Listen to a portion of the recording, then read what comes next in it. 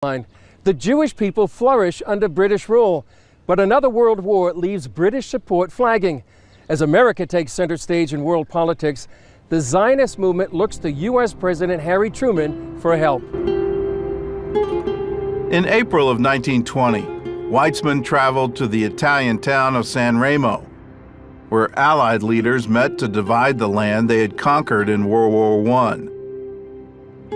The final San Remo resolution also included the Balfour Declaration of 1917. The San Remo Conference was a turning point for the Zionists. What was once a dream was now international law. They would finally have a state, and the British would be responsible for helping them create it.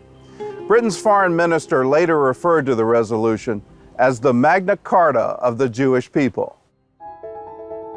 Palestine was now in the hands of the British, and the 1920s and 30s saw unprecedented growth in the Jewish community. Much of it was spearheaded by Weizmann. He helped develop a plant to mine phosphates at the Dead Sea and a hydroelectric power plant on the Jordan River. And in 1921, he and fellow scientist Albert Einstein raised money for what would later become the Technion Institute in Haifa. By the end of the 1930s, the shadow of war loomed over Europe, and the British were more worried about fighting Hitler than creating a Jewish state. But that didn't stop Weizmann from asking.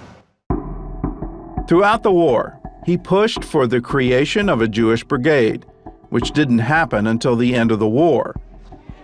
He also lobbied Britain to let thousands of European Jews into Palestine, which didn't happen at all. After the war, he renewed his calls for a state.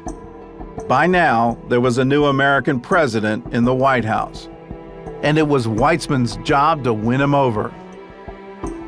Harry Truman comes into the White House overwhelmed. He says, "I felt like the sun and the moon and the stars had fallen on me." Truman has to get his own bearings in office. It's just a very, very complicated job. And all of a sudden, on top of this, comes this Palestine file. And the Palestine file is triply complicated. On the one hand, you have Jewish leaders and Jewish advisors and millions of non-Jews saying the right thing to do is to give the Jewish people a homeland in Palestine. You have the Arab dimension, where Arabs with oil money and with tens of millions, hundreds of millions of people are saying, no way, we don't want a Jewish state in here. I repeat again. In 1947, the British announced that they were withdrawing from Palestine. And in November, the United Nations voted to partition the land into two states, one Arab and one Jewish. President Truman supported the move at first, but 4 months later, he wavered under pressure from his State Department. Weizmann and other Jewish leaders were in a state of near panic. They needed American support, but Truman's door had been slammed shut. He also doesn't like to be pushed around. And as the lobbying gets more intense, he shuts down. I've had enough. But what do? History is knocking on the door. Things are changing. There's a date now, May 15th, 1948, when Israel's become a state, when the British are going to leave. What's going to happen? What do?